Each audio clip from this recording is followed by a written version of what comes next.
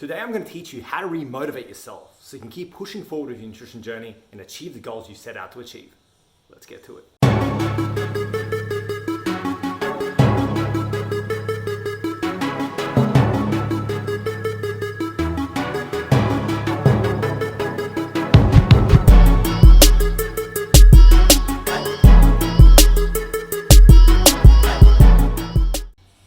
Hey, I'm Aleksa, the climate dietitian, sports dietitian, and today what I'm going to talk about is, like I said, how to re-motivate yourself.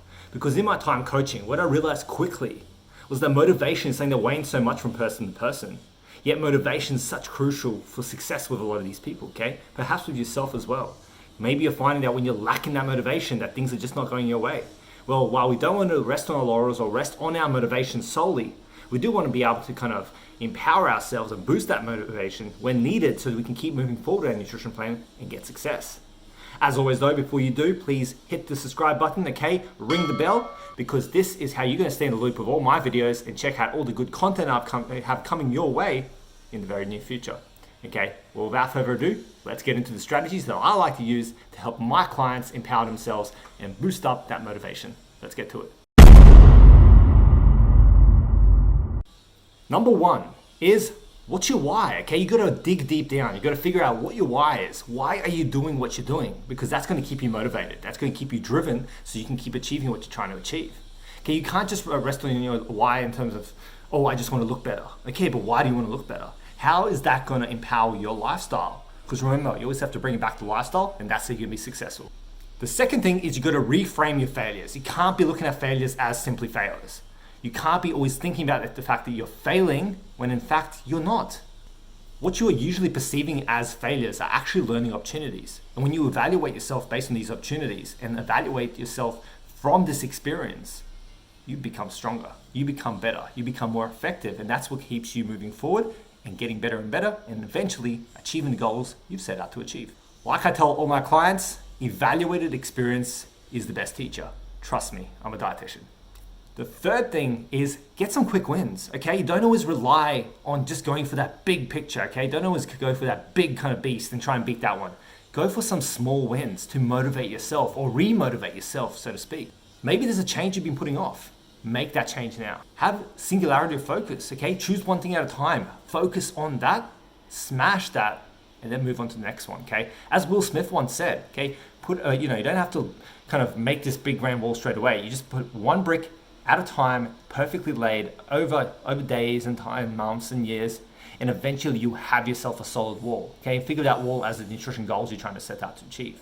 You don't have to jump the gun. Okay, build your wall by placing those bricks in the best possible way by working on one thing at a time with singularity of focus. And the fourth and final thing is stop the comparison game. Okay, and I've been guilty of this too. Okay, before I discovered that this was kind of draining me, that this was bringing me down, I was comparing myself, okay? Whether it was in business or just in life or whatever it may be that we compare ourselves, I've done it too. But I don't want you to be stuck in that loop, okay? I don't want you to be stuck in that cycle. Stop the comparison game. It's not healthy, it's not conducive to your goals, and it definitely is not the way to go about it because it's just not sustainable, and really, it's just not fun. Think about it. Do you ever feel good when you compare yourself? No. Usually when you don't compare yourself, that's because you don't feel like you need to, and then you feel good in that instance. Therefore, don't compare yourself. You are unique, okay? You are you. Focus on you and you'll be better off.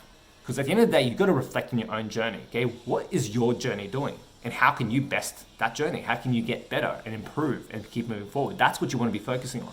You can't be focusing on someone else's journey, and I see it time and time again, especially with, like, let's say, couples. I'll have the wife compared to the husband compared to the wife. Among friends and work colleagues, I'll get people comparing, saying, my friend started keto, okay, and she lost all this weight and now I want to do it. Or I started doing keto too, but I just couldn't sustain it. Am I a failure? There's no hope for me. Well, there is hope. You got to find what works for you. You got to focus on your own journey. You got to achieve what you're trying to achieve and you'll be fine. But you got to cut out that bullshit of comparison.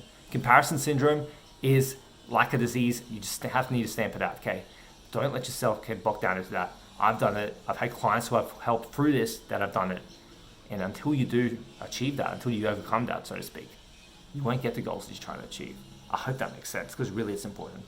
So I hope that's helped, okay? That's my 4 steps that you can use to actually empower yourself, boost that motivation, and go from there. So I'll recap them now, okay?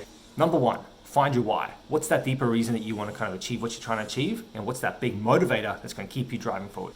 Number 2, reframe your failures as evaluated experience, which are going to be teaching methods for yourself. It's going to teach you how to get better.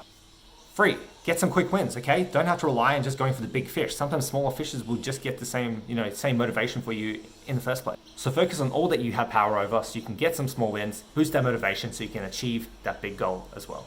And 4, and really important, is stop the comparison game. There's no worse thing for motivation than comparing yourself to someone else, feeling like you're inadequate, and that brings you down. Trust me, it happens to the best of us. So yeah, there's my tried and true strategies I use with my one-on-one nutrition coaching clients, okay? It's only 4 out of many more that you can use, but it's just the tip of the iceberg. I want to give you some advice, give you some ways to boost that motivation if that's something you feel is lacking in your life at the moment and you want to keep working towards those goals. And of course, as always, if you want to work with a professional, an expert that knows about nutrition, that's been there, done that, and helped others like you achieve the goals they're trying to achieve, then reach out, okay? In the description below, you'll see the link to apply for my nutrition coaching program, okay? It's like a coaching experience like no other.